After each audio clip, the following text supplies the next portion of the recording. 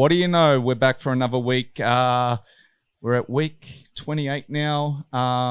Obviously, from the Blue Corner, my name is Dennis. For those that continue to support the channel, thank you. For those that are new to the channel, just make sure you click subscribe, like, share, all that good stuff. This week's a little bit different. We haven't done one of these ones before. On multiple accounts. First and foremost is we're talking to someone who's currently stuck in quarantine, and they put a call out to all podcasts last week, and I found it fitting that he took his last fight, I believe, from the red corner. So I thought, you know, I'll answer that. I'll answer that call out. Obviously, coming from the blue corner, I'll you know. Find ways to fill up your time while you're stuck in quarantine. The other reason it's new for us is that we're dealing with ONE FC this week. We've done Bellator, we've done the UFC. It's really good to have someone on from ONE FC. And on that, I probably should let everyone know who it is. He went, I believe, 7-0. On the national circuit before signing with ONE FC. Then he obviously went across to Singapore. He dropped his first debut, which was, I believe, your first professional loss. But he's also just come back from recovering from that loss with his first ONE FC win, and now he's stuck in quarantine. I am talking about none other, Antonio Caruso. I wish I could do the same kind of intros they do with the ONE FC, but I just don't have that energy. How have you been? How have you been, and how's quarantine been treating you? I was going to say I pulled that out quickly because I just wanted to show you. See, I'm coming out of the red corner, so I just wanted to make sure everyone, you know, you're the blue corner on the red corner. No, I've been all right, man. It's been pretty much how you just said it. Is essentially the roller coaster of emotions I've been on in the last, I guess, you know, especially 12 months, let alone the last, 3 months of, literally, preparing for a fight in Florida, to being taken to Singapore, to be locked down and, only allowed out for training, to winning the biggest fight of my life, to being locked in a room back home. And yeah, it's been a very crazy, it's almost like a movie like, feeling in the last, I guess 3 months. It's been a bit crazy. So yeah, very, very big roller coaster of emotions lately. So obviously you fought in Singapore, but as you just mentioned, you train in Florida, and obviously the school of hard knocks, as I'd like to call it, or hard knocks 365 under Henry Hooft. What was that into? Like, do you do your full camps over there, or is it just a partial camp? How does that all? No, I do my, it's actually, so it was originally Hard Knocks when I first joined, but now we've changed to Sanford MMA. We're now under a new title in the Sanford MMA. But yeah, my majority of my camp is there because, I come from Adelaide, and in terms of the ability to be able to compete with the guys that I'm competing against, no offense, I'm not going to find it in Adelaide, and it's very hard to even find it in Australia in general. Like, I think to myself, I'd rather reach out to me, which I think is the best gym in the world in Sanford MMA, and I'm lucky enough to be a part of the team. So I take as much time as I can for a camp there. Personally, I would like to have lived there. I was planning on moving there in April, but obviously when this whole situation came about, I had to move home, and now it's very hard to make any sorts of moves internationally. So, I do majority of my camp in Sanford MMA. I believe they're going to get the best out of me. And when you say, I mean, obviously Adelaide is a little different because, it is the city of churches, as they like to proclaim themselves. It's, for people that aren't from Australia, like obviously it is a little bit of a quieter city. I mean, it's not a country town, but when it comes to the major cities, it's one of the smaller ones, right? It's close. So I can totally understand you saying you're not getting that. But obviously on a national side, what is it that is so different over there? Is it the coaching, or is it the lack of sparring partners for you? When I say that, I don't want people to think that I think that all of Australia doesn't have like this. Like we've got Robbie Whittaker, like we've got a world champion. For me, one of the best guys. We also got Alex coming out of our country. Exactly. Sorry, sorry. I'm not as well versed as you, I guess, in terms of this stuff. But yeah, we've got Alex. So clearly, we have the ability to create world champions. There is a clear ability to do so. There's clearly camps that can do so. But for me, it was like I see this life as not only a job and a business, but I see it as a journey. And I'm like, look, personally, like I think it makes a cooler story to go to Florida to train for me, and then it works out that, like I said, I really believe that in terms of a gym, like Robbie's team's probably really good, but you're talking we got 40 guys on the mats at once who are like 70% of that 40 guys are signed to the highest promotions in the world, Bellator, UFC, and one championship, let alone some guys who are from Glory and whatnot. So for me, it's about the journey, which I'd rather spend my time in Florida because I think it's an amazing spot in the world. And two, I really believe that the team is the best team in the world. So I chose to take my journey there. But I know for a fact, like you said, Alex and guys like Robbie, and I'm sure there's probably a lot more names out there that I've, like Mark Hunt. There's a lot of good teams out there. But I just chose to take my journey to Florida. No, without a doubt. I mean, and also New Zealand's got city kickboxing now with Izzy and, all of that. But look, I totally agree with you. And I've always said that the one thing I noticed that's different between Australia and say the States is, for me, it wasn't the coaching methods. I mean, a little bit the coaching methods, because I say like our wrestling isn't up to par when it comes like jiu-jitsu. I think we're up to par. Striking, I think we got some of the better strikers or the better striking coaches. Our wrestling lacks a little bit. But I always said it's having the training partners, right? And what it is there is like, you'll have, say, like someone trained, they'll fight, then they're going to sit out for a little while because they've just had a fight, and then the rest of the team are going like, but we need you on the mats because we need sparring partners. Where you go to some of these mega gyms, as you say, you've got 40 people on the mats and they're all killers, right? They're all killers. So look, I understand where you're coming from there. I just wanted to get your perspective on it. Yeah, I couldn't agree more with what you said. It's a really good point, I guess, that I can add to it is, like you said, like you're going to have maybe your two best guys fight on the same show, and then if you're fighting 3 weeks after, you're like, you know what I mean? You got to understand, like, man, like sometimes they're like, I've got to take some time off, I broke my foot. And it is. I didn't even think of it in that term, but that's a great point. And that's what makes our team so strong is you constantly got guys fighting. So there's just always a constant rotation of people that are on the mats who are hungry. Where, like you said, if you got 5 guys, that's your team, 2 of them fight. Now you're missing your two, perhaps favorite training partners. It will make a difference in your performance, I believe. So that's a good point. But does it also affect you at the moment? Like, obviously, you're talking about you wanting to move over there, but at the moment, having to do that extra journey, because, like they always talk about when you're fighting overseas, you've got to deal with jet lag, right? So do you find it affects you to have to go from here all the way over there, and you're not fighting over there, then you've got to go all the way back to Singapore, right?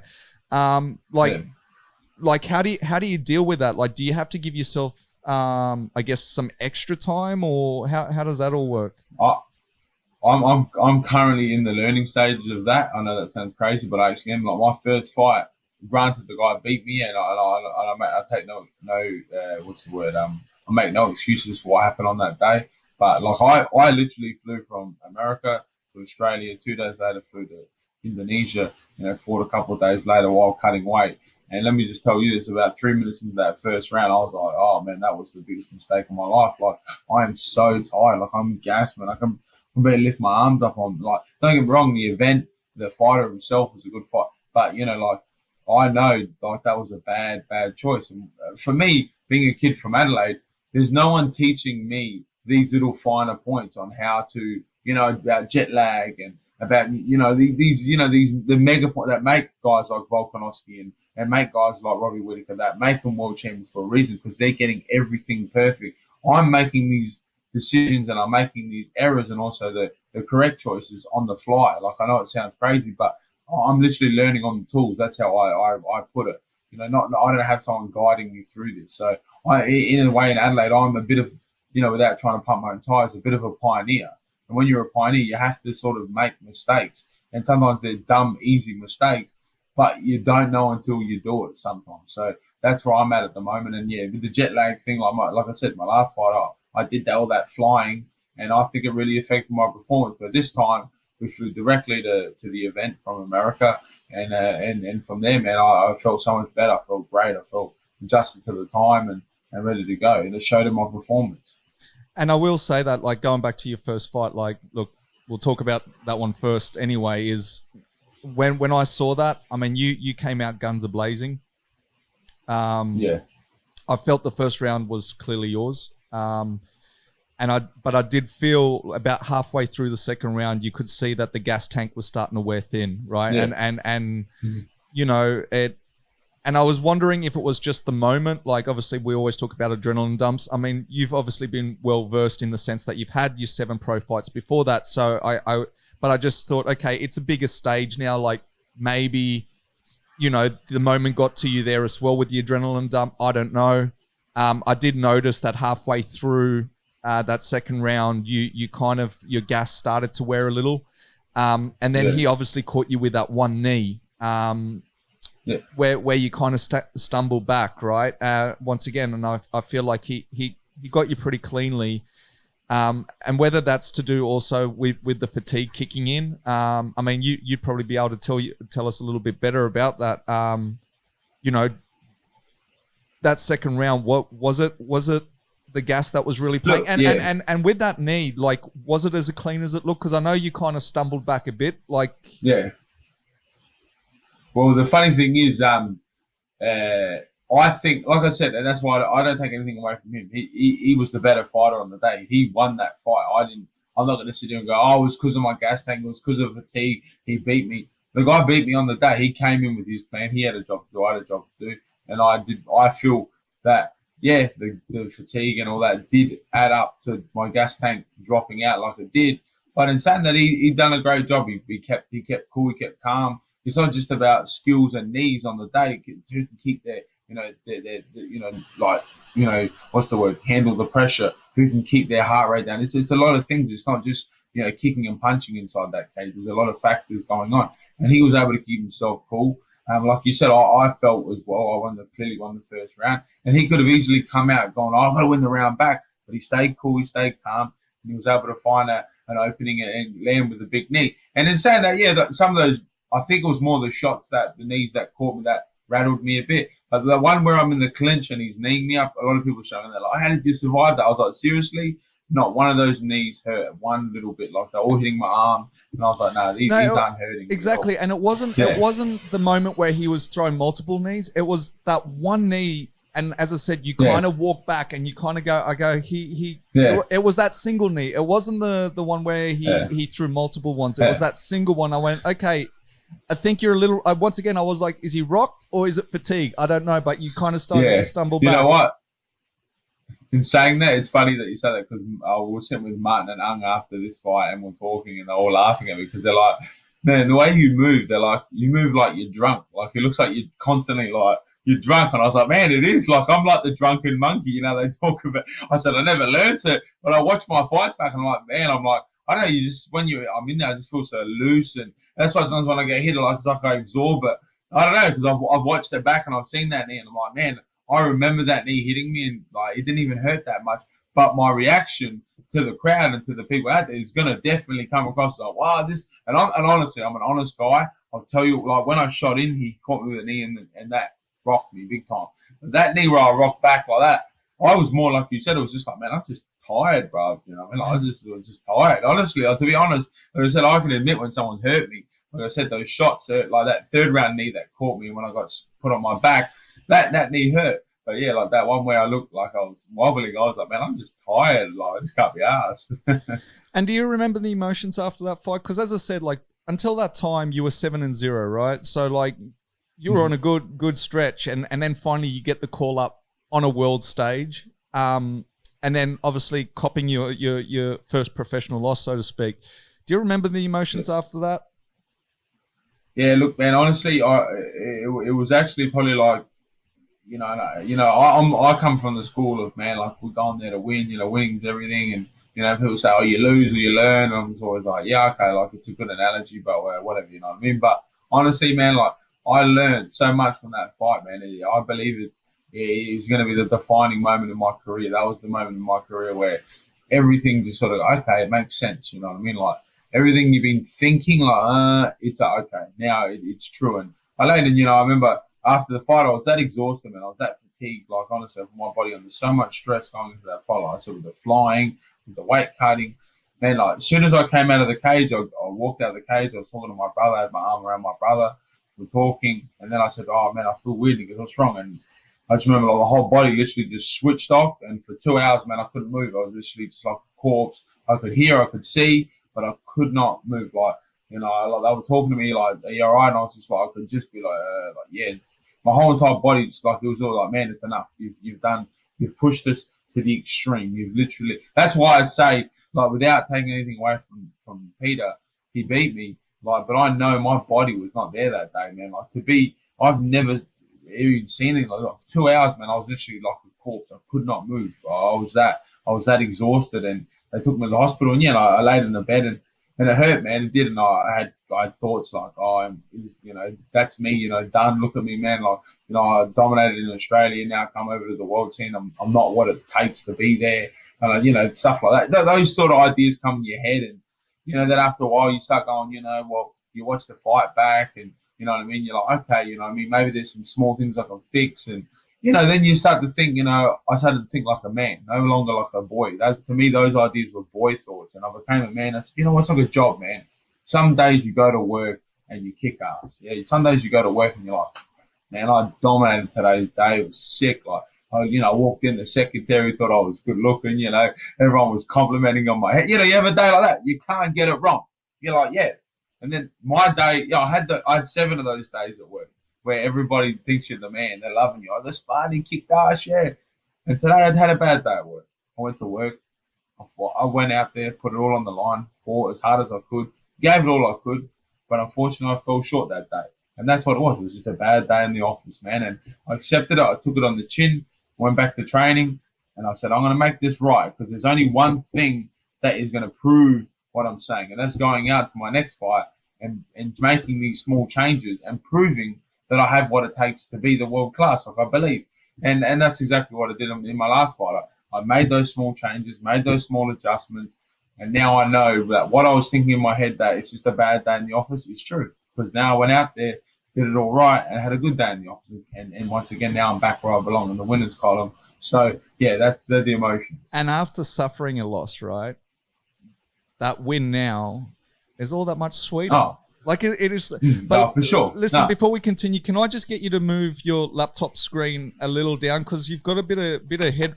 Yeah, that's better.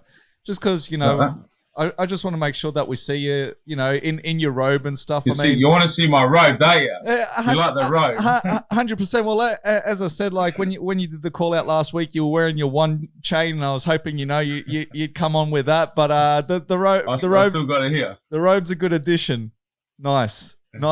Well, two things, I guess, on that. You mentioned before about being a pioneer from Adelaide. I did read somewhere that obviously that's one of your goals when you're looking at your career as such, is that you want to become the first world champion to come out of Adelaide. Mm-hmm. Yeah? Yeah, big time, man. You know what I mean? Like I said before, to look up the guys like, Robbie, and that's the thing. It always frustrates me with this country, especially like guys like Robbie Whittaker and Volkanovski. Why are they not on the TV every day? Like, they should be the faces that when I turn my TV on, they're the guys I want to see. They're the champions. They're the legends. They're the people that we should look up to. Guys like Costa Zoo, Jeff Fennick. There's going to be many names that I forget, so please excuse me.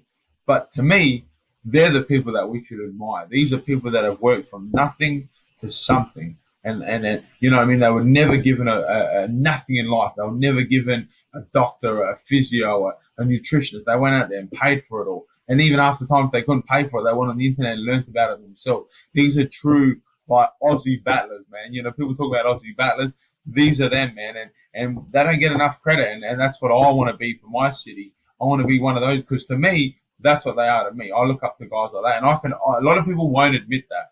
A lot of it, especially like me and Robbie. I think I actually am older than Robbie Whittaker in age. I think I am. I'm not sure. We're very close. A lot of people cannot admit when someone's similar to their age. Either they're like, to me, those guys, man, they're icons, man. They really are. Like a guy like Robbie Whittaker, if I was to meet him, I'll be like, man, it's a true honor to meet you, man. Like, seriously, like, you are a living legend in my book. You know what I mean? You know what I mean? It's as simple as a lot of people can't admit that stuff. 100%. And the other thing I love about those guys in particular, especially the guys that come out of here, is I think they carry themselves well, right? They really, you know, like they're really respectful. Like all of them, they're not the big trash talkers and stuff like that. They put in the hard yards and they go for it. But look, on that point, this is the whole reason I started with this podcast, right? Is because exactly what you just mentioned there is that I think we have a lot of talent in this country. And we are starting to hear a little bit about the champions, which is your Alex and Robs. But then there's a lot more in this country. Martin, yourself, you know, I had Jamie Malarkey on here. You know, like I think that there's a lot of talent in this country. And even on a global stage that I just feel exactly as you said, they should be on TV every day. They should have a voice. They should. And that is actually the one of the main reasons I created this platform was because I felt like, you know, you guys should be given this voice. And I thought, well, if, you know, the networks aren't going to do it, I might as well jump in and do that, right? No. So I totally respect where you come from because the thing is, and even when you talk about the world champions, you know, like, yeah, we see now when they win and the post-presser and whatnot, but people just don't respect the grind, right? Like we see we see you work for 15 minutes and people don't realize that you've gone through a 10-week camp just to get to that 15 minutes, right? It's crazy that, like, we're literally judged on a 15-minute, like, bout. And it's like, man, that 15 minutes is the only form of, like, fun that we literally get to have. Like, you don't see the, you know, like most of us guys, we've got to move away from our family. Like me, you know, I'm one of those guys. I go away from my whole family. But, you know, I've been away since September the 11th. You know, I haven't seen anyone in my family. Had no, you know, only through a phone. And it hurts, man. It's hard. It's so hard. We sacrifice so much. And honestly, especially for MMA guys, like, for so little. Like, we literally sacrifice so much for so little. Like, really, like, a lot of people think that we're like, all of us are like Connor. Oh, yeah, you guys are like, you know, you're loving it, eh? You mate. I'm like, bro, like, you probably earn more money than me. Like, you actually probably earn, like, and I fight inside of a cage, like, for my money. I'm literally in there, like Coliseum days. Like, we just get enough money to get by. You know what I mean? Like, it isn't what you think it is. And, you know, I know you think we live this great life, but that's called social media. Like, I'm not going to put up when I have a bad day. Like, who does that? No one tells the truth on social media. We sit here and we tell you, living a great life. My weight cut's going great. Man, most fighters are starving, hungry. And they're like, yeah, bro, made weight so easy. Meanwhile, they're like, you know, hooked up to an IV about to die. But it's like, bro, don't believe what you hear and see. Like, we do what we do because we love it. We love the thrill, we love the excitement, and we just love to, like, inspire. Like, honestly, I think that's a lot of fighters that along the path of, like, man, we just want to show you guys you can do anything. Like, you can be anything you want to be. Just you know, put the hard work in it and you'll get it, man. Don't just sit around and think about it because that gets you nowhere. Now, I had the same conversation with Josh a couple of weeks ago on the podcast because I was saying, listen, fighters have to be in it thinking that one day they're going to be a world champion, right? Like, if you're sitting there and you're like, I'm not going to be a world champion, what are you doing it for? That was my kind of opinion. And he said, look, some fighters do it just for the paycheck. And I'm like, there's 100 easier ways to make a living than to fight because you guys don't make that much, right? Like, unless you are, as you say, your Connors or whatever. Yeah. You know, it's a hard way to make a living. And I remember, I think it was last week, there was a NFL player that they posted about an NFL player where he pays $1 million a year just on treating his body, whether it's physiotherapists or whether it's chiropractors or this and that. And I remember Ty Guerto, who's a past guest as well, he posted that and he goes, I wish I could afford that, right? Like, could you imagine being able to spend $1 million a year just on, like, maintaining your body, right? And this is NFL players. They play 16 games. 16 games a year and that's it, you know? Like, we would just be happy to have $1 million. Like, we don't even need the treatment. Just give us the $1 million, man. We'll take care of the rest. But, you know, I mean, these guys have their millions plus that $1 million they can throw, you know, at recovery. And let alone, I highly doubt that he does $1 million worth of stuff because I believe half the time the club would pay for half of his stuff. So, when he's saying he's getting $1 million, I would like to know what he's spending $1 million. Like, unless he's getting some serious invasive surgery that he's opting to pay for, I really couldn't see how he could be paying $1 million in recovery. Because, like I said, when we go to training, and as you would know, like, we don't walk in and there's a physio waiting there. Oh, how you going, man? Do you need anything done today? Like, we walk in and we're like broken, like carrying our own bags into training. No media waiting there for us going, how you feeling today? Because no one really cares. We go in there, we gruel, we train, we get off, get on our phone, ring up, oh, hey, man, you got an appointment for me? Oh, no appointment today. Okay, I'll come in, tomorrow, but your neck's like half cranked.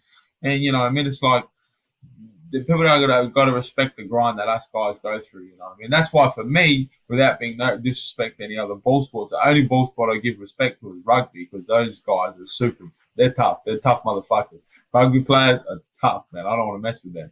But any other ball sport, man, I'm like, I can't watch it anymore, man. Like, I've lost so much respect for it, because when I see what you guys do and what we do, I'm like you guys are literally like juggling. You're like jesters juggling to me. Us boys, we're warriors, man. Like, we go out there and try and kill one another for honestly, for like 10 grand if we're lucky, you know what I mean? So like, it's crazy, Is one the same? Is one the same in the pay structure, as in like you get show and a win purse, or do they structure it a little differently? Look, I can't speak on terms of the run, but I know, with general deals that I've heard from Bellator and UFC compared to one championship, they're the same, similar structures. But then I think after sort of your first contract is when people sort of start to make their own deals. And it's good now because people are starting to, like guys like Israel Adesanya, guys like Conor McGregor, they're really starting to change the game. John Jones, they're starting to say, boys, like, get your money's worth. Get it, you know what I mean? And I like that, you know what I mean? I want to see more guys doing that, because unless someone takes a stand, like a powerful fighter takes a stand and says, guys, like, we're all in this together. Let's we're all just going to keep getting ripped off. Because let's be honest, we are all getting ripped off. The brands like the UFC that are making millions and millions of dollars every show, and like they're paying the fighters like not even 10% of what they make. I will debate that a little bit, and only because of I've got a different opinion to that. I don't really blame the UFC on it. I agree, and I always say, look, fighters don't get paid enough, 100%. I think it's more the general public though, right? And the reason I say that, like, let's take up the UFC for a moment. You just brought up before about in these other sporting organizations, they have all these kind of, physiotherapists on hand and stuff like that. The UFC have tried to do that now with their performance institutes, right? So they have like a multiple performance institutes now, one in Shanghai, one in Vegas. Obviously, you got to get there, but the athletes there, they get to eat for free. They've got sports doctors on hand, and all of it is for free for these athletes. It's there. They've got the cryo. They've got everything there. So I always say, look, there is more expense that people don't really appreciate that. And this is one thing that we are just talking the UFC. I know Bellator don't have the same thing. I don't think one have the same thing, but it's getting to that point where they're like, look, we're opening these centers for the athletes to have these services at hand, right?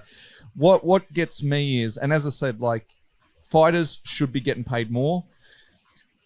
But I always find it's the same fans that are screaming fighters should be getting paid more are the same fans that are going, have you got a free stream for me to watch these events, right? That's where I think the issue is. If more people, and look, even on the national circuit, like, when the UFC come here, they pack out a 20,000 Acer Arena or whatever. But I've been to national, whether it be Eternal, I had a lot to do with Brace when it was about and stuff like that, and you would struggle to get 1,000 people show up, sometimes, agreed. Yeah, and I think that is where the issue is, that a lot of people are wanting to go to shows for free. They're wanting to stream the stuff for free. But then they're screaming, hey, fighters aren't getting paid. And it's like, well, hang on a sec, So I put it back more on the fans and the general population than I do on the organization. Because at the end of the day as well, like, even with all the expenses, whether it be promo, whether it be putting on the events, the higher venue, or venue hire, I should say, there's a lot of other expenses that go. And then on top of that, they are still a business too. So they do need to make some sort of a profit, right? No, and that's what I was about to say. I have to agree with what you're saying big time, man. I really like that thing what you said. The UFC are trying to develop these things. You can't just overnight instantly put up, 150 PI, places all around the world. It's a lot of money. It's a lot of time. It's a lot of effort. There's a lot of red tape you got to go through. So, I have to 100% agree with that. And you got to remember at the same time, mixed martial arts is what, 27, 28 years old. It's actually such a, UFC, how long have been around for? 28 years now? 28 years? Closer to 25. I think they did last year, 25, 26 maybe. But yeah, close enough. But on that same token, it was only 2-3 years ago that they finally got it legislated through New York, right? So even 20 years later, they're still even Perth. When did Perth finally allow cage fights? It was only recently. Having said that, even though it's got this history now of 25 plus years, they're still going through a lot of legal red tape, and that's money too. Yeah. And that's what I'm saying here. That's what I thought you made an excellent point. I've never heard it from that perspective, and I have to 100% agree with you. I mean, at the same time, I still have to stand by. They are making millions and millions of dollars per show, and paying a very small amount to the fighter. So that is where I have the issue. Like you said, it's a business. If I'm running a show, and for instance, I make $1,000, and there's 10 fighters, and they're like, we want 1,000 each. I'm like, bro. You can't. How can I give you $10,000 and I only made 1,000? We're broke. Then you've no longer got a job. I've no longer got a job. We're all broke. But then I have to go. It wholly goes back to the general public, and that's why I'm saying to you before, guys like Volkanovski and that, they're not getting the love and the respect that they deserve because, no offense, Australians, we're not jumping behind these guys. We're not giving them the respect they deserve. He should be those guys shouldn't be able to walk the street in our country. They're living legends. They're warriors. They've went out and fought against the best guys in the world and beaten them. But once again, I feel in Australia we live in a place where someone's doing good. Sometimes people are don't look, everyone look away. But you look at countries like Brazil and stuff, their fighters are mega stars, like Japan, mega stars. The fans get right behind them. I remember when I was in the Philippines. I went to the Philippines for Martin Nguyen when he defended his world title. And the fans there, honestly, they make you feel like you're Elvis Presley. Honestly, man, everybody wants to take a photo. They just they're grabbing you. They're, oh my God, such a, wow. And they didn't even know who I was. I literally had just signed with one championship. I'm like, most of these people don't even know who I am. But because I'm with Martin, and obviously with the years, and, we're athlete-looking guys, they're like, oh, are you a fighter too? I'm like, yeah, can we please get a photo with you? Where I walk the streets in Adelaide, and without being arrogant, and especially now, I haven't walked the streets yet, but I know I'm going to go out of this room, and people are going to know who I am. They're going to see me, and they're going to do this one. But as if they don't know who I am. But they know who I am, rather than going, oh, hey, man, I'm not saying it. I'm seriously, a lot of people are going to take this the wrong way. I don't expect you to come up to me, oh, you're Tony Caruso. Wow. But, it's very cool when a young kid or anybody go, hey, man, I watch your fight. A lot of people do this. Hey, man, watch your fight, man. Awesome work. Congratulations. Keep going. You don't understand what that does for us, guys. I can't speak on behalf of any other fighters, but it does a lot for us, man. It goes, wow, we're actually making a difference. People are actually watching us, man. We've busted our asses to get it. But I feel like in Australia, a lot of times people look away. They're like, don't show them love, man. Don't everyone look away. It's like, why can't we get behind each other and support each other, and together we can all achieve our goals rather than, you see with social media a lot, why can't we all just, all support one another? I get it. Not everyone's going to agree with what we're doing, and in life. Some people do some things on social media. I think that's stupid. Why would you do that? And I'm sure a lot of people look at me as a fighter and go, why would you get in a cage and fight someone else? You are an idiot. And I can 100% agree. We live in a free, beautiful world. But at the same time, like I said, man, I feel like we live in a culture where sometimes people are like, don't look, no one look, don't give them the attention. Let's either wait till they're world champion or wait until they've failed. And that's when we'll pay attention. You look at a guy like Robbie Whittaker. Only recently people started to talk about him. It's like, the guy's been he fought Romero twice. Do you know who that guy is? I'm telling you, I see him on TV, man. I start sweating man, I don't want to ever fight that guy. That guy's crazy, man. And Robbie Whittaker stood in the ring with him for 50 minutes and fought him, bro, with a broken hand. I'm like, How is he not flying home in a private jet, picked up in a limousine, driven to the best penthouse in all of Australia? Like, that's how he should be treated in my mind. Like, how are we? How do we not like support these guys more? And it annoys me when I see that sort of stuff, because you're like, come on, guys, man, like, let's stop paying attention to swimmers and footballers, and let's give real respect to the real guys, man. And once again, some people might disagree and might not like fighting, whatever, but I just feel like a lot of people do appreciate it and like it, and they don't want to give love because they just don't want to be like, I don't want to be that guy that sucks up them. You know what I mean? It's like, man, it's not sucking up. It's called appreciation. There's nothing wrong with that. I will though flip it though, and I totally agree with what you've said. 100%, I agree with what you've said. And look, I think I've brought this story up in the past, where Robert, when he was on the Tough Smashers series, and I was up in Queensland, we were actually documenting Chad Mendes. He was one of the guest fighters that came across for that, and I saw Rob walk through the lobby, and I just straight off the cuff, I was like, "Hey, can I grab a quick interview?" And I remember at the time, Rob was like, "You want to interview me?" Like, he was really like taken back by it. But so I am one of those people that, you know, I appreciate what you guys do. But on the flip side is like the grass is always greener. And the only reason I say that is I've worked with a lot of artists, for instance, right? And when international artists come over to Australia, they're like, man, we can walk the streets and not be harassed, right? So they were kind of taken back by that, because they're like, in the States, for instance, you would get that motorcade from the hotel to the venue, but during the day, you don't want to leave the hotel because you know you're going to get harassed. So they're kind of like, it's so cool that we can just walk down the street and not have people. And I'm talking about like massive stars, like as in like... Probably not your M&Ms. I don't know what he did when he came over here, but I'm saying like big stars, and they walk the street. And sometimes I think maybe our public don't have enough courage to approach people, or maybe it is also a sign of respect, as in like, look, they get hassled all the time. You know, he's walking with his family and kids. Let's not, or because like you hear about horror stories like that. You might be at lunch or dinner with your family, and then people are like, "Hey, can I get a photo? Can I get an autograph?" And you're like, "Man, I'm having dinner right now." You know, like, so it can be on the flip side. But I do agree with you. So I'm not debating your point. But I do like what you said, because that does open my eyes on that other end. And I just want to make it clear that we don't want to be famous. We don't want to be carried through the street. But all I'm saying is, guys, if you're all I'm really trying to get at here is, I guess I'll make it a bit more concise, is if you appreciate us and you support us. Like, show it. Like, don't be afraid to like our stuff or share our stuff.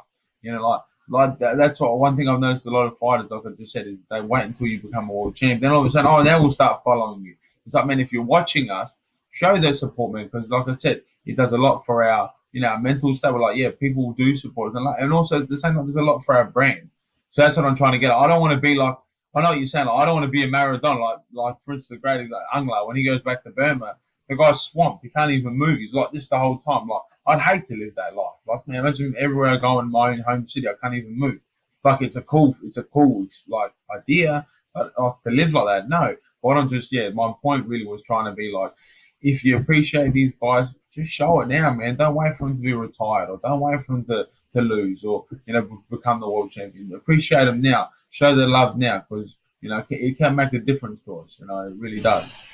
And I get where you come from. As I said, I wasn't going against you. I was just flipping it a little bit. But I totally respect that. Yeah, I totally respect what you guys do, and I really respect you being honest about it right now and voicing that opinion, because, you know, a lot of people don't want to, and I know you said, you know, people might take it the wrong way, but I think it's important that people hear this. Like, I honestly do.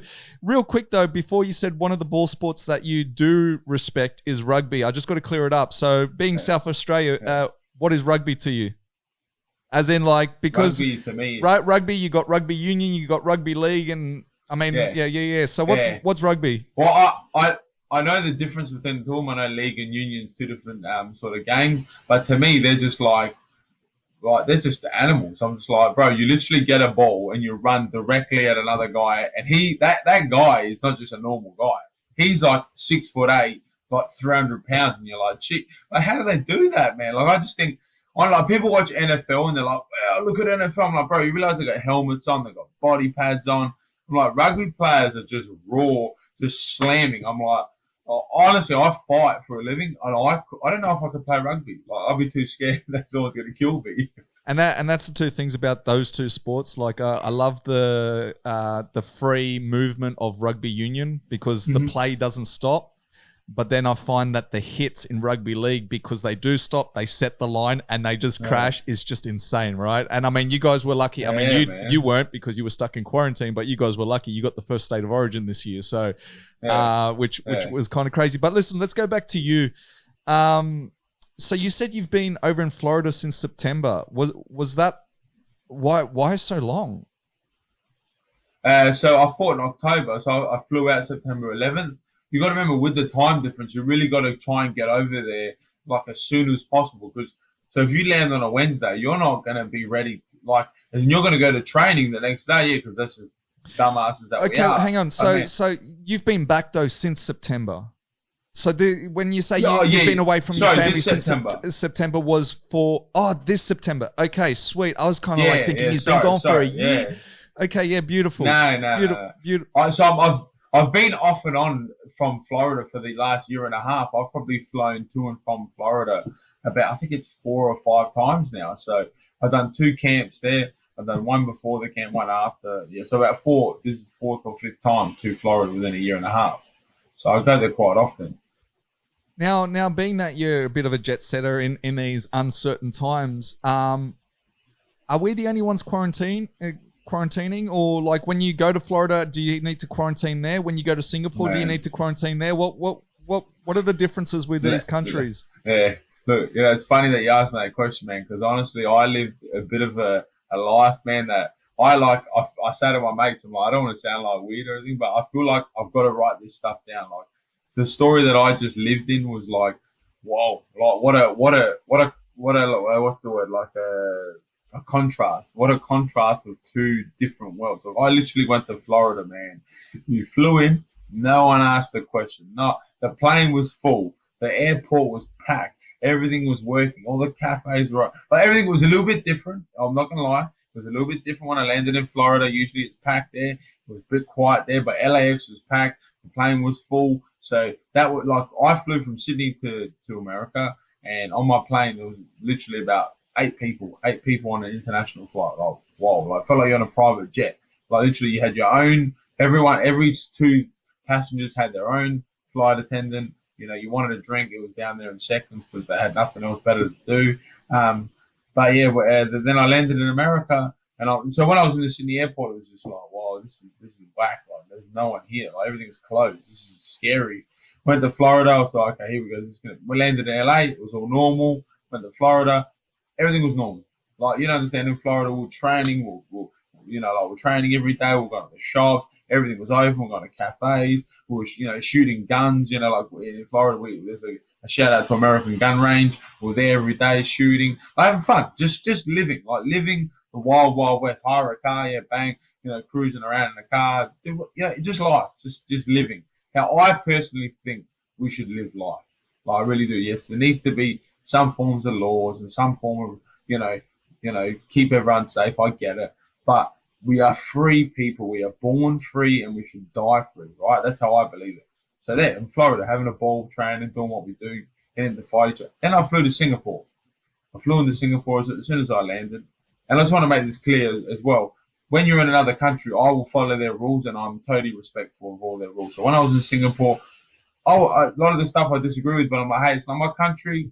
It's like when I come to your house, I take my shoes. If you want to take my shoes off, I take my shoes off, man. But at my house, if you tell me to take my shoes, I won't tell you to get bent. I say, get the fuck out of my house, man, because my house, my rules, yeah? So I'm in their country. I land, and I was able to, when I was in Florida, I shot a 50 cal. I don't know if you're into your guns. Yep. So a 50 cal is like, they're like, whoa. So I shot that, man. Like, what an experience for starters. And secondly, I got the bullet, man. I picked it up, and in the times that we're in, man, to me, that bullet meant a lot to me, because it was like, man, this bullet signifies to me freedom. Like, I'm able to pick up a gun and shoot it here in Florida, and it's not weird. If I had a gun like that in Australia, mate, there would be helicopters, army at my house. I'm like, bro, relax. I'm not even using it. I've just got it. Like, calm down.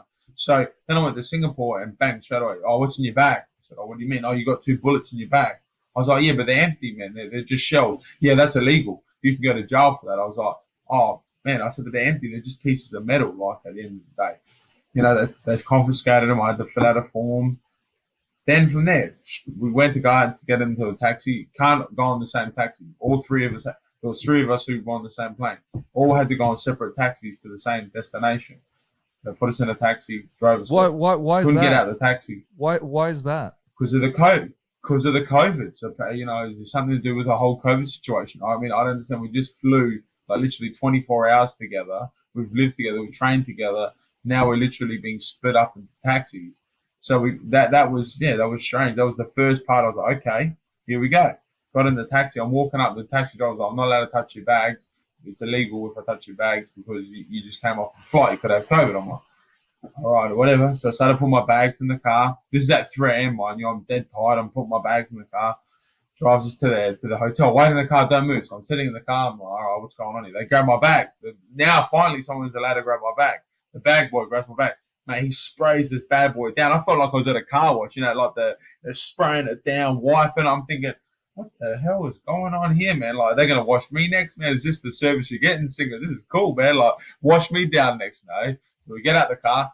Couldn't even go in the front door. They had to take me through the service elevator. They'd take me through in the back door. I'm talking this big-ass hotel, gangster hotel, through the back door up a service elevator. So, you know, like through the car, up and straight to my room. They put my bag in my room. The guy goes, oh, look, I'm not allowed to give you a key because you're not allowed to leave your room while you're here. So good night. They shut the door and I'm literally in my room going, all right, well, I can't leave. Like sorry. Went up the elevator. There's a guy sitting at the elevator on every single level, 24 hours a day. You got to sign in. They sign you in. You go to your room and if you come out your room, that guy's going to see you and you're not allowed to leave your room. So we're stuck in our room, unless we're to train, unless we go to training, or unless for the fight, we're scheduled for something, we weren't allowed to leave our room. So we were stuck in our room for the first 2 days for 48 hours straight until we got our COVID test back from the airport. And, we were just stuck sitting in our rooms waiting 48 hours until they gave us a negative result. And then from there, you're allowed to book 1 hour a day of training where they come and get you from your room, walk you to the training center, you train, and then you get escorted back to your room. You know, you have to fill out the forms when you leave, when you come back. And I was like, wow, what a contrast to the 2 worlds where I was in Florida where they couldn't even give a damn. Couldn't give a damn what was going on. And I'm not going to say they don't give a damn, but also, America is very much about freedom and about, people deserve to. And I'm not saying I'm not trying to put anything there, but then Singapore, they believe we need to help our people. We need to quarantine these people. We need to make sure they're safe. And that's how they do it. Like I said, when I'm in your house, I follow your rules. And I think Singapore did a great job. The way they looked after us with one championship, like you literally feel like a king. Like you ring up, oh yeah, I want a coffee. Yeah, bang, this lady comes running in with your coffee. You're like, oh, this is, there's no need to even leave my room. Like, why would I even want to leave? Like, I'm like a king in here, besides the social element. And I don't really know anyone in Singapore, so I actually found it all right. I don't really care to leave my room. So I only really want to train and fight. That's what I'm here to do. It means you could walk around. It means you could walk around in the robe all day, right? That's it, man. And that's exactly. And I've got to admit, our rooms in Singapore, one championship, they took care of us, man. Like our rooms were like next level, man. I'm talking like gangster chandeliers. I was like, man, I know what it feels like to be rich. You know what I mean? Like, then I come to this room. It's like a cell in this room in here. They look after us here.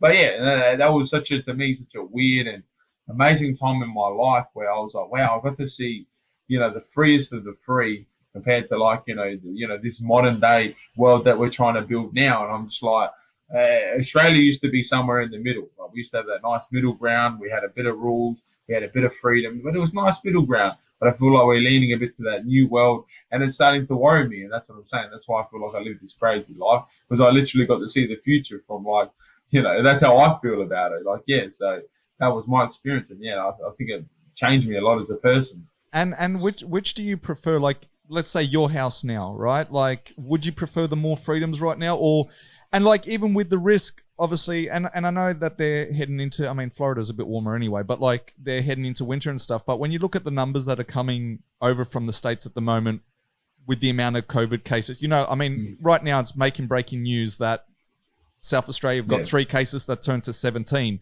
Then I talked to my partner in New York, and they're getting like thousands a day, right? So like, would you prefer to open up even with the risk of maybe having more cases, or what's your kind of opinion on this whole matter?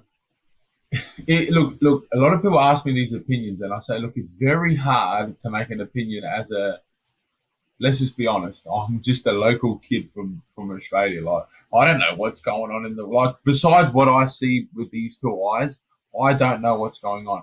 I'm not like a president of America where he's getting all, and once again, it goes for the other people watching this. Just because you've seen it on the TV, it doesn't mean that you know. I'm not saying that I know, and I'm not saying the TV knows. There's really world leaders out there who are going to know. So it's hard for me to give an opinion what I would do. But in terms of what world do I want to live in, if you were to ask me that question, I believe in living in a world. Like, honestly, I'm happy to live in the wild, wild west. I know it's risky. I know it's dangerous. I know you could be killed. I know you could be shot. But that's life. That is life. You're going to die eventually. I don't want to be, like, right now, they're telling, I know it sounds crazy, but honestly, like, if you don't think I'm serious, just go look what I do for a job, okay? I do a job where you could literally die every time we do it. And I still do it because I think that's my liberty as a person, that I have the right to do what I want. And if I'm stupid enough to get in the cage, that's my business, not yours. Don't tell me how to do it. And that's what I mean. I don't get when I fly into Australia, I'm being told that I have to be locked in a room because it's for my safety. But I'm like, I'm a 30-year-old man. Like, I know how to look after myself. And that's what I'm getting at. Like, this modern world that they're trying to create, it's a bit whack for me. I don't like it, man. I'm a bit of a caveman. See, where I'm all good with the isolation, but I say let's home isolate, right? At least then you can like open your windows or whatever. And I but the weird thing is, like, I put that out a couple of weeks ago on one of my stories. I'm like, because they were talking about it, I think for Victorians, whether you'd do that and have to wear one of those ankle bracelets, you know, like kind of house arrest. But I'm all for it. If I can spend 2 weeks at home with an ankle bracelet or be cooped up in a room like yourself right now, I would take the ankle bracelet. But the funny thing is, when I put that poll out, only 4% went for the ankle bracelet. 96% were like, no, we'd rather do the hotel. I'm like, no way. No. But then can I ask you this question? If I gave you 3 options, I gave you hotel, I gave you ankle bracelet, or I gave you just get the freedom to just do your own thing, which one would you choose? Of course, I'm always going to go for my freedoms, but like when you've got a pandemic that is like once in 100 years, right? And this is what it is. Like, we will never go through this again in our lifetime. We will never go through this again. I hope so. 100%. Like one in 100 years, right? So, the thing is, this is the problem. It's the same as you say, the gun laws. Now, if everyone was responsible with guns and everyone was doing the right thing with guns, but then you've got a small minority that ruin it for everyone, right? Now, if everyone was to say, look, go home, isolate, and we're not going to put a bracelet on, we're just going to trust you. Yeah. You're going to have that couple that F it up for everybody, right? And I'm saying I'm willing to wear that ankle. Like, at the end of the day, like, if I'm stuck at home for 2 weeks anyway, that ankle bracelet ain't gonna do. You're not knowing where I'm going because I'm stuck at home. I'm just saying I would prefer to have that bracelet and be able to cook in my kitchen, watch my TV, sleep in my own bed. You know, I don't know. It's a lot more for your mental state, but let me just put this across to you, and this is going to offend a lot of people. Now, I've got to agree 100% what you're saying. If it is what they say it is, yes, these precautions need to be taken. They really do. But if it is what they say it is, the way they're saying this disease, what it does, then I 100%, not 100% agree, I'll take that back, but I agree with a lot of the measures they are taking. The only issue that I find, bro, and I know it's going to offend a lot of people, is I don't believe it is what they say it is. Now, we've got an outbreak in South Australia. 17 people, apparently, in the northern suburbs. I come from the northern suburbs. Let me tell you this, bro. No one in the north goes nowhere, okay? We stay at home anyway. No one's travelled, and you're not allowed to travel. So my question is, where did 17 cases come from? Please explain to me how we just had an explosion overnight. Please explain that. Because anyone who's coming into this country, they're saying regardless of who you are going into hotel quarantine for 14 days. So Explain to me how it got in, please. I need that to be. I think what they said it was a hotel breach, and I think it was either a cleaner at the hotel got it from one of the returning travelers and took it out into the community. But I agree with you too, man. Like don't get me wrong. My better half is in New York. I haven't been able to see her since I flew back from New York in March, right? Yeah. So I'm here screaming, let's open up. Like I'm over it. Like even with 17 right now, I don't think that those kind of numbers don't justify us locking stuff down. And can I just say this? And you're just like myself. You're like my girlfriend. You're like my family.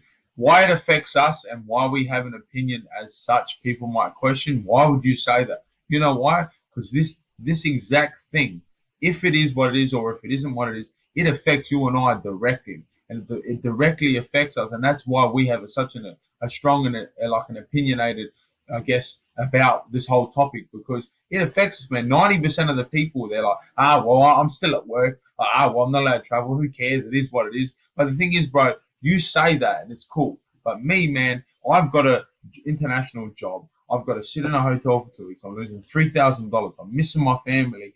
What for, man? Like, that's why I'm so opinionated about it. For you guys who, once again, from the northern suburbs of Adelaide, no offense to them, but half years you're sitting at home anyway. So you're like, I don't care if the country goes into lockdown.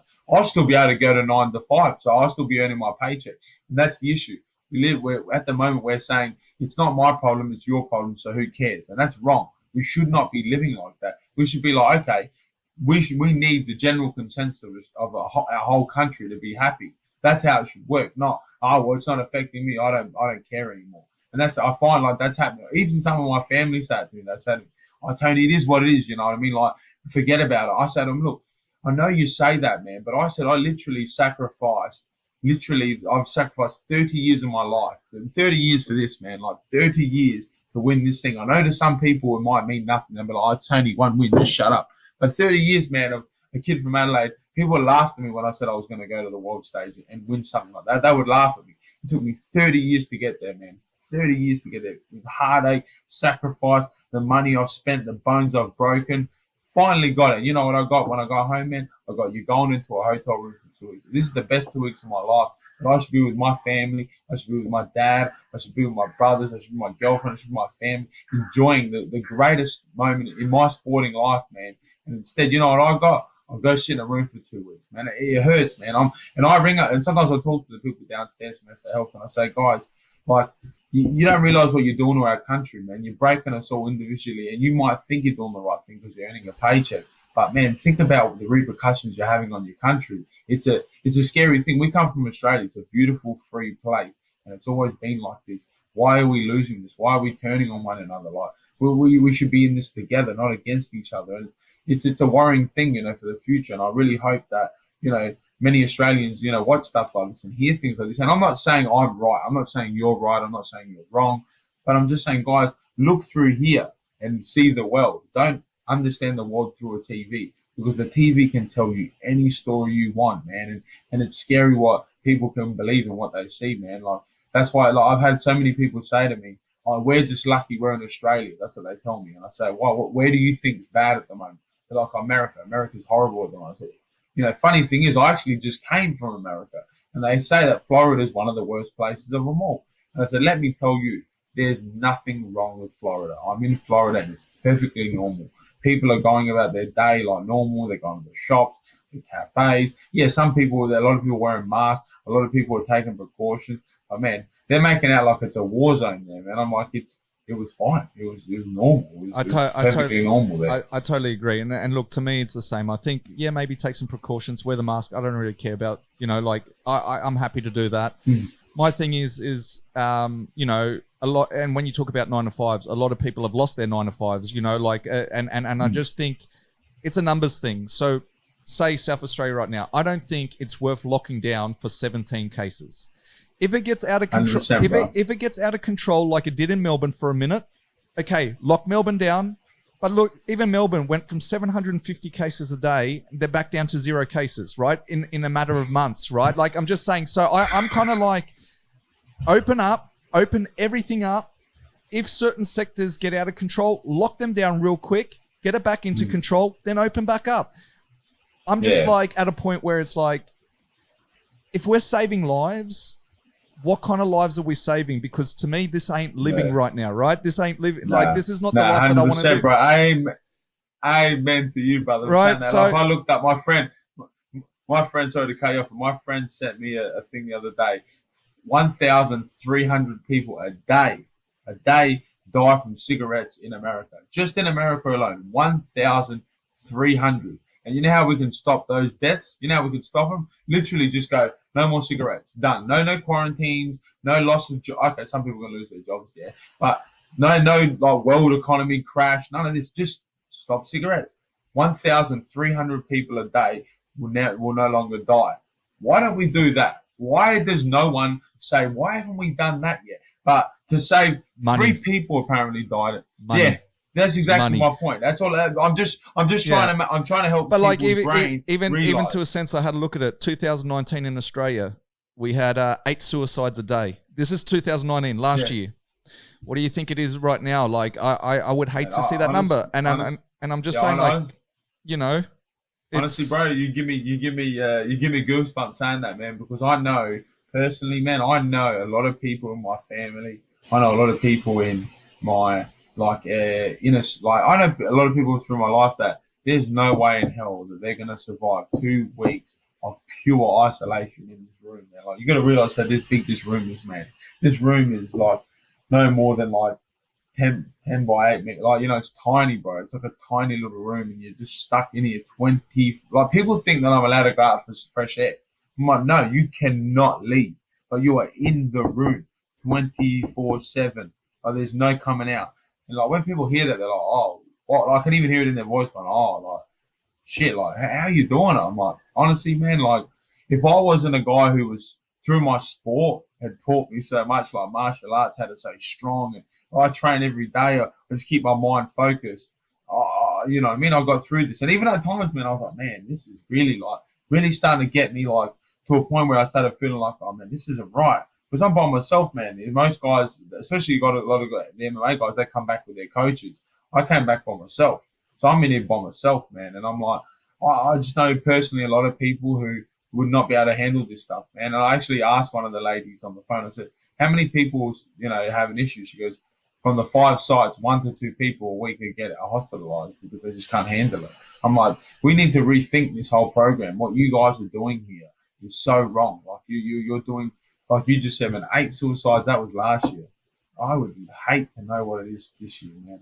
I really would, man. And that's what I mean. People really just got to wake up and stop being, like, dazzled by the lights. Like, man, like, no, like you said, I know it sounds harsh, and people would take this as a voice in it, but 3 lives are not worth what they're doing to our country now. No offense, man. 3 lives are not it, man. You can have more deaths in one car accident than 3 lives that we've had in 8 months. And you're literally killing our country. You're destroying our country for that. Like, just think about that. You know, I know they're big statements, but man, like, just think about it. I get you. But hey, let's finish it more on a positive as well, right? Because you know, you hold that medal proudly. You said it took you 30 years to achieve that. You know, and you also talked about, like, this is a moment you should be, like, celebrating with your friends, your family, and your father in particular. Now, I read somewhere along the line that you, or maybe I even heard it during the fight, that basically they said you want to give that medal to your father. Is that still the case? So can I rightfully say that's your that's your father's medal? That's my dad's medal. I told him from the day that I got signed. No, I didn't tell him, but I thought in my head, what the day I got signed was, I'm going to win a 1 championship medallion and give it to my dad. It was my greatest achievement in life. My dad gave me this life, so he deserves that medal. So yeah, that's still, man. That's why I'm dying to go home, and I leave it on my desk and I look at it every day. One thing that keeps me going is, like, I know in a few days I get to give that to my dad. I know my dad is a hard nut. He's always been like that with us. But I know when I give him that medal, I know he's gonna go into meltdown. I know it, man. He's gonna love it so much. And that's what it was, man. I remember Edward Flang had me in that sort of guillotine style thing at the end of the fight. I remember thinking in my head, I was like, he's going to have to put me to sleep because it's just impossible that I want to tap because I need to win that medallion for my dad. And I'm that close. It needs to be done. So yeah, man, it was a big thing for me to do that. And for me, the win was for my personal satisfaction that I know that I can take on the world's best now. But the medal, I was like, yeah, that's like an aesthetic thing, and that goes to my dad, man. That's the thing. Like, here, Dad, this is a piece of like this. I had to give my heart, like literally. I feel like I had to sell my soul to where I am today, and this is, for you, Dad. Like, you sold your soul to give me this life, and now I'm going to give you mine. Because honestly, like, my dad has done everything for me, and I hate to sound like I'm trying to be all nice and cynical. Well, it's true, also because I read somewhere that he was a single parent, right? Like you obviously, yeah. So your dad was the one that raised you, basically, right? Yeah, it was me and my two brothers, and I got no ill intent towards my mother, but like my mother left us when we were young. I still love my mum and communicate with her all the time. But you know what I mean? At the time, she was going through a hard time, and my dad had to look after me and my two other brothers. With my grandparents, like God bless my no, I love them. And then they grew us up, man, and the best way they could. And let me just say, man, like we didn't grow up a normal way. Like we ate odd meals, odd times. I remember like my mates, like people laugh. I'm like, man, when I was 7 years old, I used to drink coffee with my grandma. Like that was normal. I used to drink wine for dinner. Like I'm like. We didn't grow up like how kids are. Oh, like you can't do this. You can't. I read it in the book. You can't. Well, no. Like I don't know. This is how we grew up. This is the best we got. Like, we used to eat party pies out of a toaster and stuff. Like we weren't those privileged Italian kids who got all those really good pasta meals and lasagna. My grandma cooked like prison style, man. Like it was like prison style. So but at the same time, like there was so much love in that house that like we knew we were in it together, man. This is family. Like. We don't have the glitz and the glamour. We don't have, like I said, like the fancy pasta and antipasto and all that sort of food, like all the other Italian kids that I went to school grew up with. We grew up with me, my two brothers, my dad, and my grandparents, and we got by, man. We never told each other that, oh, I love you, Dad, or good night again. It was, it was men. And that's why I've taken the name the Spartan very to heart, man. Because we grew up like Spartans, man. Like we ate shit food.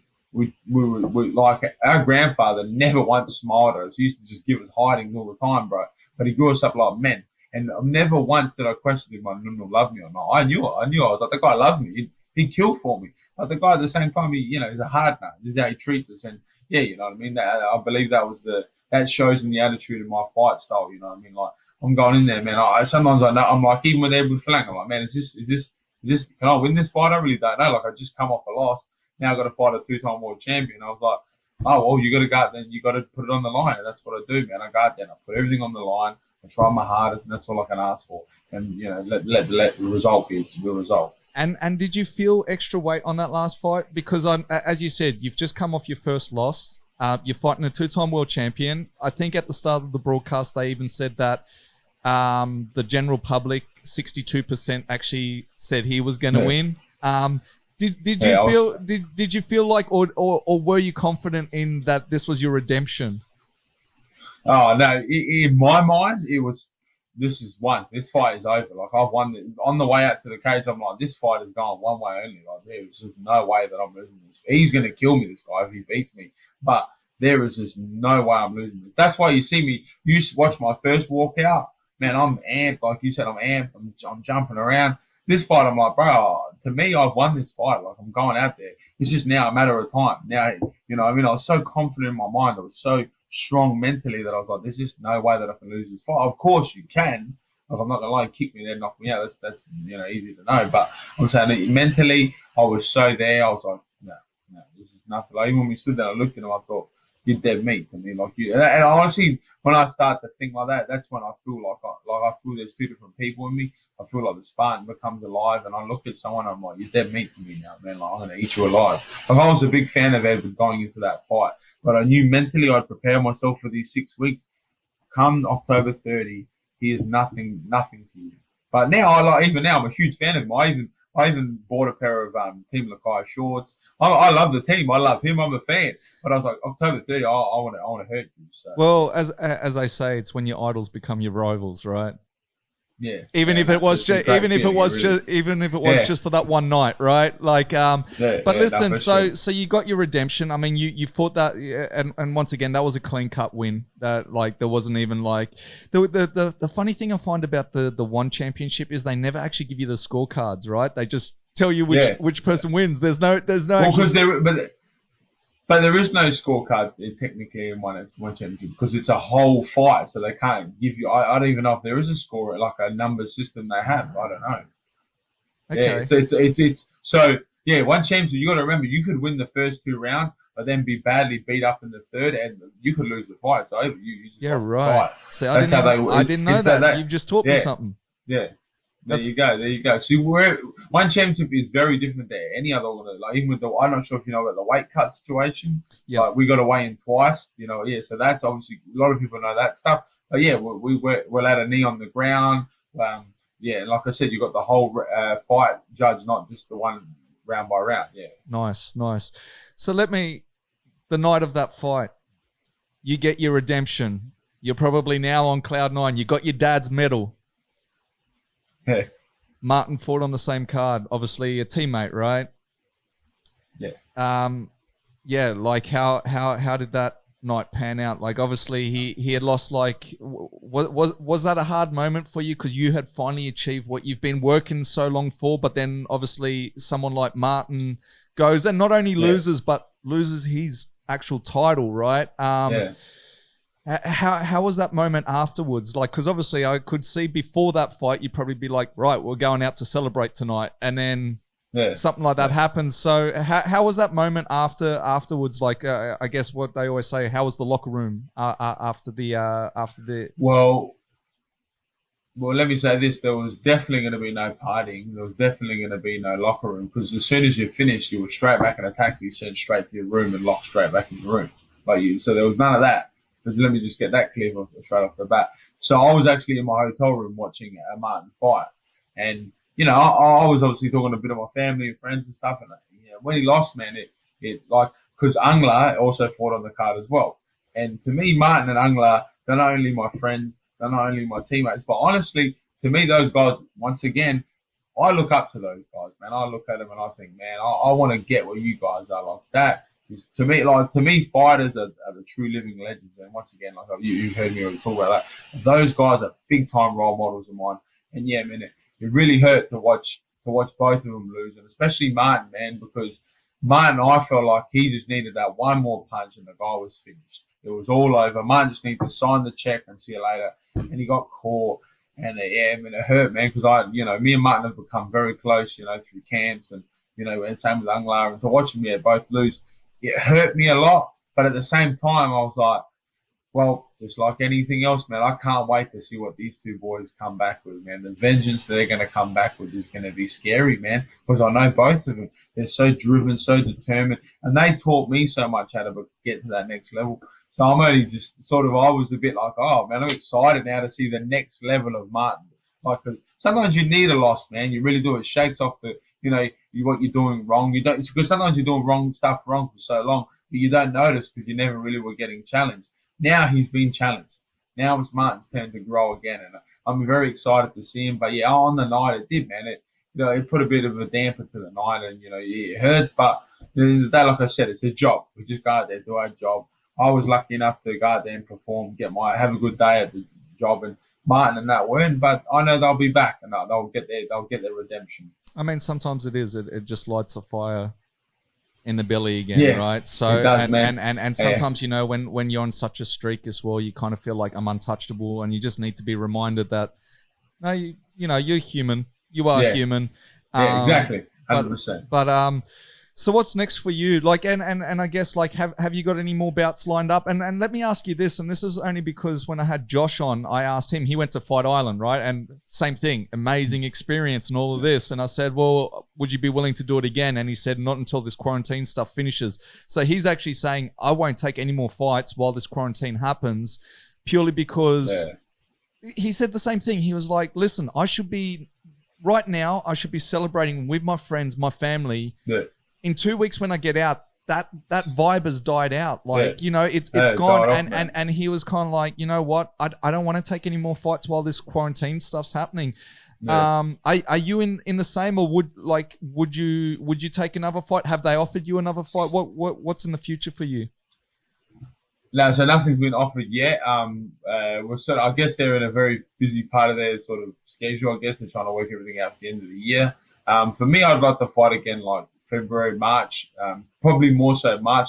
Because like I said, like just like Josh, like I've come home. I missed these 2 weeks, and then I'm going to fly back to America on January, and I want to get like a couple of weeks with my family. I want to enjoy some time with them, like and I can see where Josh is coming from. Like, yeah, we fight, and that's our job, but at the same time, man, if we're not allowed to like enjoy a bit of our family and a bit of friends and that, what's the point of doing all this stuff? Like, it already sucks that there's no crowd there, and then I'll get home and I'm not even allowed to celebrate my family. Like what's the point of it? And the only thrill I get is training and fighting. Like at the end of the day, like yeah, we're worried and stuff, but like we're literally not worried. Like we want to enjoy it. Like we want to have a bit of fun. We want to sit down and eat a burger and have a laugh with some friends. Like we're not just machines. And so I can see where Josh is coming. I personally would do it again.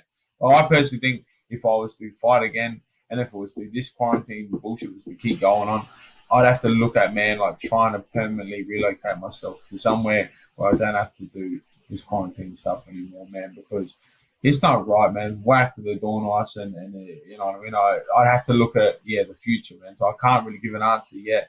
But, like I don't see myself wanting, like, if I had to do it maybe one more time, yeah, but if it was like, yeah, Tony, this is the future, this is how it's going to be forever now, well, yeah, then I'd have to be like, look, man, I have to get out of here and go somewhere else because, I can't keep going for 2 weeks of quarantine. This is stupid. You're literally stealing time from my life. Like, that's what I told them when they brought me. I said, I just want to make it on the record that I am here against my will, that you guys have taken me against my will and brought me to a place that I believe I do not belong. So I just want to make that clear. A lot of people down there, a lot of the citizens in that, they're scared. I don't want to say nothing to a cop, man. But I'm like, look, man, I know my rights, and I know my laws. So it's like, yeah, they keep telling me to put a mask on when they knock on my door. They're like, put a mask on. And now I've done the research, and it's not a law. And I'm going to say, please do not push your requirements on me. It's not a law. So please just do not do that again. That's all. That's what I'm going to say. So, I'm going to exercise my rights as a person. And yeah, if I have to keep on quarantining, man, I guess I got to change locations, man. I got an Italian passport. Maybe I'll go live in Italy for a while. It's kind of crazy, right? You've just had a 2-week jail sentence practically, and you haven't committed any crimes. That's basically what it is, right? Yeah, and this is what I said to a lot of people. I said, and they laugh at it. They go, "You're not in jail." I said, "Man, if I walk out that door, you're gonna arrest me." And the number 2 thing is that makes it definitely a jail sentence is literally I'm waiting on a verdict from you guys to tell me that I'm no longer guilty. You got to test me, and the test has been proven that it's flawed. It's not legit, the test. But Elon Musk, Elon Musk, he done 4 tests and 2 came up positive, 2 came up negative. He's like, how? There's obviously something wrong with it. So my point is, man, the only freedom I'm waiting for is the day that they go, oh yeah, you're no longer guilty of COVID-19. You can now leave. I'm like, don't you find that a bit whack, guys? Like that. They can hold me here as long as they want. I'm like, it's a bit crazy, man. It worries me. It really does. It scares me a bit, man. As an Australian, I do get worried about it. And I hope more people, if they do think the way I do, stand up and start talking to their fellow man, saying, like, seriously, dude, like, be careful. Because this stuff that's happening now isn't rare. People keep thinking what's happening now is rare. It's been going on forever, man. Like, and I'm not talking about COVID. I'm talking about like house arrest. People being arrested for no reason. Like, it's been going on for ages, man. Like, you people just choose to ignore it. So, without getting too much into it, you and I should chat off air a bit more about it because we might go on forever. Well, for sure. And look, and we will start to wrap it up now. But like, yeah. So, what is the plans now? Obviously, you're going to get out tomorrow, I believe. Straight to your dad's house, I would assume. I'm sure, as they say, fighters like to visualize a lot of things. I'm sure you visualize that moment for a lot. But like, yeah, what is next for you? Are you going to go straight back to training over here? Are you going to take some time off right now? Nah, man, I'm buzzing to get back into the gym. I'm like I said, I was already training in here to help pass time. But when I come out, I may obviously the training might be a bit scattered, but for me, as soon as I can get back into a good strict program, I'm training. But that's for me. I train for the love of the sport, man. I train. I'm a martial artist. I train not for a fight. I just train to train. So for me, as soon as I get back in the gym and I can start learning again and getting better, I'm straight back there. But yeah, for me, man, my girlfriend's she's dying to see me. Like she comes here every day to see me. My brothers, they come to see me. My brother Sav and Diego, and they call me all the time. So straight home to my family. Enjoy that. Unfortunately, that sort of they're excited, but it's 2 weeks delayed. Excited time. So the real ones I know are going to be there for me, and they're gonna embrace. They're gonna love this moment. And yeah, man, like I said, straight back in the gym. And as soon as I can, for me, as soon as I get back to Florida, I'm definitely going to enjoy Christmas and New Year. Sorry to be a bit scared, but I'm going to enjoy my Christmas, my New Year, man. Like I turned 30 in December 24th, I turned 30. Christmas, New Year's, be with my family and my friends and really enjoy that time. And then when it's time to get back to work, man, because now there's a fire lit in me, man. Like I said, the light bulbs turned on, like, oh, I actually can win. Like I can actually win a world title now. Like I said, it was a self-belief thing, and now I believe in myself. And now to me, it's like, well, everybody better watch out now because, like, I'm coming for every single one of them. And like I did an interview recently, and respectfully, they said, who do I want to fight? And I said a guy like Eddie Alvarez. Man, I'd love the honor to stand in front of Eddie Alvarez and show the world that a kid from Adelaide and take on one of the best martial artists. I want to show him, man. I want to show that anything can be done. So if he hopefully will take that fight, awesome. If not, whoever won championship put in front of me next. Because like I said, if you're in my division, I'm gonna come and get you. So eventually we're gonna have to meet anyway. So yeah, we'll see what the future has for me. Beautiful, beautiful. Well, look, we're gonna end it there. But before we go, just if people want to reach out to you, just even if they, have a few questions, if they want to roll with you, I don't know, if they want to, where you training in Adelaide, I guess, what's the best way of people getting in touch with you, or even if they just want to follow your journey from afar, what are kind of the best outlets for you? So probably through Instagram, Antonio the Spartan, also on Facebook, Antonio the Spartan. So, and also Twitter. I just recently got on Twitter, so I'm useless at it. So please bear with me on Twitter. But yeah, I'm on mainly Instagram and Facebook. And yeah, man, hey, if you want to train with me, please hit me up. I love to train with people. So if you've got a gym in Adelaide or anywhere in Australia, like I travel a lot. I love to get around as long as the laws allow me to. I'll go. I travel. I've traveled all over the world, all over Australia. So yeah, hit me up, guys. And yeah, if not, follow the journey and yeah, follow all us fighters, man. Not just me. Follow us all, man. We're all trying to make greatness. Well, there you have it. I have to say, much respect. I hope, in some degree, I've been able to help you pass a little bit of time while you're stuck in those four walls. I do really appreciate, as I said, the call out last week. I'm glad we had this conversation. I look forward to following your journey as well. And once we got some more news, I'm hoping we can get you back on. But until that, we're going to call it a day, and we'll see you next time. I'm a one.